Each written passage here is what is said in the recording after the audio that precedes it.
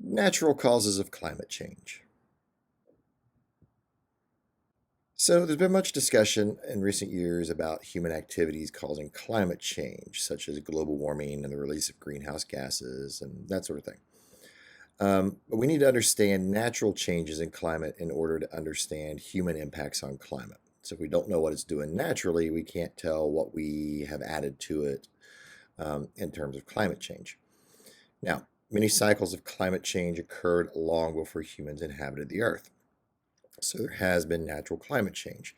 Some of these are caused by natural events such as variations in solar activity, changes in Earth's tilt and orbit. These are the Milankovitch cycles, and volcanic eruptions, just to name a few things. Evidence for this comes from studies of tree rings, ice core samples, fossils, and radiocarbon samples. So we have evidence from various studies to show this. Now, with this data, scientists are able to distinguish between natural and anthropogenic climate change. So we're better able to distinguish between these two because we kind of have an idea of what the background is. So you kind of have to know what's happening naturally before you can tell how we are affecting it. So let's start with solar activity. So first off, sunspots. Sunspots follow an 11-year cycle, approximately. So it's not exactly 11 years, but it's close to following an 11-year cycle of increasing and decreasing for sunspot activity. There was evidence for a link between solar activity and climate change that was provided by English astronomer Edward Walter Maunder in 1893. So all the way back in 1893, there was evidence to link sunspot activity or solar activity to climate change. It was found that the number of sunspots was scarce to non-existent from 1645 to 1716. So we had this period here with very few sunspots. And this period is now known as the Maunder minimum.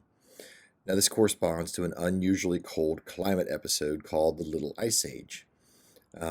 So during the Little Ice Age, Europe experienced bitterly cold winters and below normal temperatures year-round. So, as an example, in June, the Thames River, which runs through London in England, it was frozen. People were ice skating on the river in June in an area which normally would be, kind of a climate similar to ours. Now, sea surface temperature is used as an indicator of climate. So we're kind of for this data, they were using that as a surrogate um, for climate, just kind of looking at sea surface temperatures. So the number of sunspots is an indicator of solar activity. So what we saw was an increased solar activity coincides with warmer than normal sea surface temperatures. So if you have areas where you have the number of sunspots, which is our black line here, if it increases, well, so does the sea surface temperature. So it increases. If the number of sunspots decreases, so lower solar activity, then we have colder than normal sea surface temperatures. So right here. Okay. So there was this link between sunspots and sea surface temperature. So increased solar activity, you would have warmer surface temperatures. So increased means more solar or more sunspots. So increased solar activity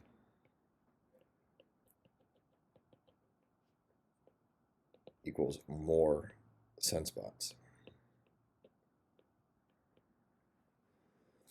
Okay, so increasing the sunspots increases the solar activity, which increases the sea surface temperature. Now, Earth's orbit. So Earth's elliptical orbit appears to change over 100,000-year cycle. So the Earth's orbit is not circular. No orbits are circular. They're all elliptical to some extent or another. But our orbit changes over 100,000-year cycle. It becomes more elliptical, then more circular, then more elliptical, then more circular. So more elliptical, then more circular. When the orbit elongates, Earth travels for part of the year in an orbit closer to the sun. So when the orbit is longer, you have this period where you're actually a little bit closer to the sun. This results in a larger fluctuation in temperatures. So you have this warmer period here, but then you have this period here where you're further away from the sun and it's colder. So this could actually result in increased glaciation because, yeah, it's warmer here for this short period of time, but then it gets colder out here. Now, when the orbit becomes more circular, the temperature is more consistent. So this often correlates with interglacial periods, those periods between ice ages. So more elliptical orbits, increased chance of glaciation in ice ages, more fluctuation in temperature, more circular orbit, more consistent temperature, correlates with interglacial periods. So Earth's tilt. So the current angle of tilt is 23.5 degrees, and this varies from about 22.1 degrees to 24.5 degrees over a 41,000 year period. So it kind of slowly goes from 24.5 degrees out here to 22.1 degrees and back. So it kind of oscillates this way. Okay, so kind of back and forth over this 41,000 year period. Now, changes in Earth's tilt could affect differences in seasons. So, for example, decreasing the angle, so decreasing it here so you have it more vertical, that could decrease the temperature difference between winter and summer, okay, because there's not as big a difference between the winter and summer as far as the way the sunlight is hitting the Earth. This could end up with warm, wet winters and cooler summers. And that could also increase glacial formation and the coverage of ice sheets because it stays wetter in the winters and you get cooler summers. Those cooler summers allow the ice to stay longer. And the opposite would happen if we take the axis and make it tilt further from the sun. You would have a bigger difference between the summers and the winters. So you'd have colder winters, drier winters, and then hotter summers. Now, Earth's wobble. So Earth wobbles as it spins around on its axis over a period of about 26,000 years. Sort of like a top. When you spin a top, the very top of the top doesn't stay straight up. It kind of goes around in a circle as the top spins.